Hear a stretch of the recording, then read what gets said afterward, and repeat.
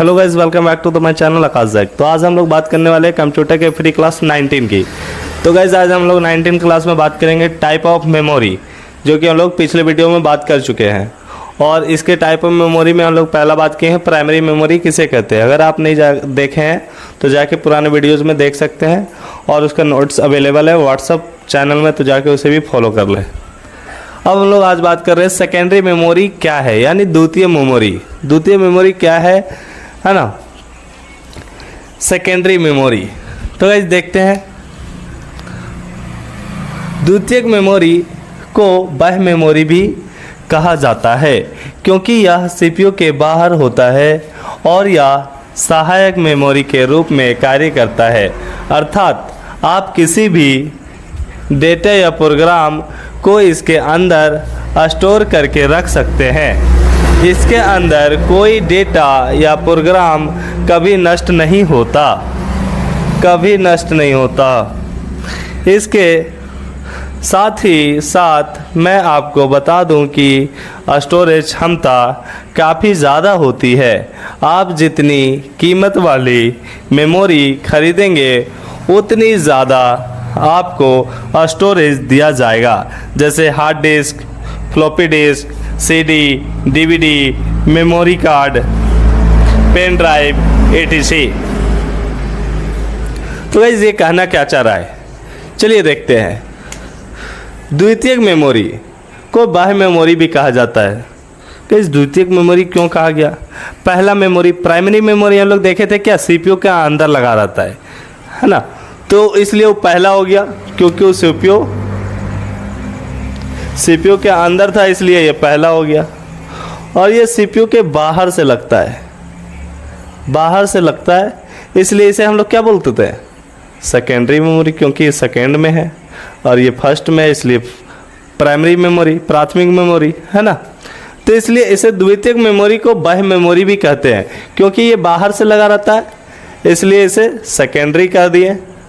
और ये बाहर लगा रहता है, इसलिए बाह्य कह दिए। और क्या कर रहा है, बाह्य मेमोरी भी कहते हैं, क्योंकि यह सीपीयू के बाहर होता है। देख लिएगा जब लोग सीपीयू के बाहर होता है, और यह सहायक मेमोरी के रूप में कार्य करता है। गाइज ये जब मेमोरी ऑफ हो गया, ये मेमोरी ऑफ हो जाता है, तो कौन मेमोरी सपोर्ट कर रहा है, सहायता कौन कर रहा है, सेकेंडरी मेमोरी। इसलिए इसे सहायक मेमोरी, ये इसका सहायक करता है ना, डेटा को रखने में सहायक करता है, सहायता प्रदान कर रहा है। उसके बाद क्या कर रहा है, सहायक मेमोरी के रूप में कार्य करता है।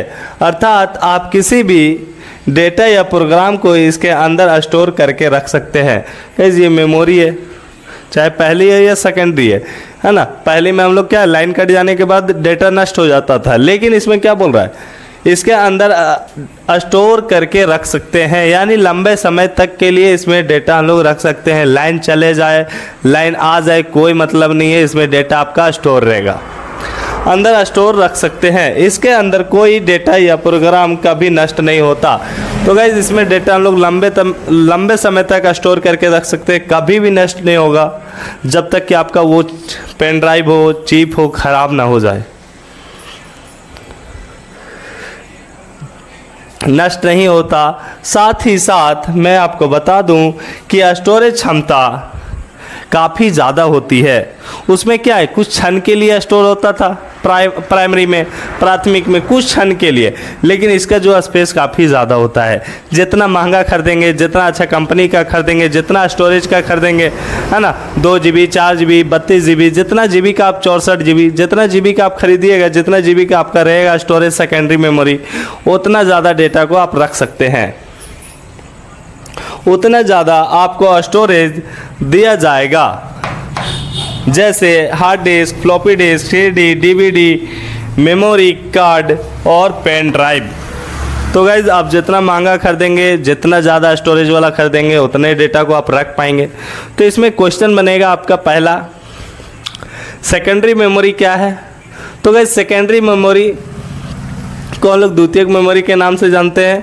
यह मेमोरी सीपीयू के अंदर लगा रहता है, और इसका क्या, लाइन जाने के बाद भी ये डेटा को स्टोर करके रखता है, और इसमें डेटा लंबे समय तक सुरक्षित रहते हैं, जिसे सेकेंडरी मेमोरी कहते हैं। अब दूसरा क्वेश्चन इसमें बन जाएगा कि इसे सेकेंडरी मेमोरी क्यों कहते हैं। तो गाइज ये बाहर से लगे होते हैं और ये सहायक मेमोरी के रूप में काम करता है, इसलिए इसे सेकेंडरी मेमोरी कहते हैं। अब इसे बाह्य मेमोरी क्यों कहते हैं, क्योंकि ये बाहर से लगा रहता है। सहायक मेमोरी क्यों कहते हैं, क्योंकि ये प्राइमरी मेमोरी डेटा स्टोर नहीं कर पाता है, इसलिए हमें सेकेंडरी मेमोरी को लगाना पड़ता है, यानी सहायता प्रदान करता है प्राइमरी मेमोरी को। और लाइन कट जाने के बाद हमारे डेटा लंबे समय तक स्टोर रहे, इसलिए हम लोग सेकेंडरी मेमोरी को लगाते हैं और ये सहायता प्रदान करता है, इसलिए सहायक मेमोरी कर दिए। उसके बाद इसमें क्वेश्चन आएगा कि लंबे समय तक डेटा किस में स्टोर रहता है, प्राइमरी मेमोरी में, सेकेंडरी मेमोरी में। तो सेकेंडरी मेमोरी में। लाइन जाने के बाद किस में डेटा सुरक्षित रहेंगे, प्राइमरी में, सेकेंडरी में। तो गैस सेकेंडरी मेमोरी में। उसके बाद स्टोरेज क्षमता किसकी ज़्यादा होती है, प्राइमरी की, सेकेंडरी की। तो गैस सेकेंडरी मेमोरी की। और इसमें कोई क्वेश्चन?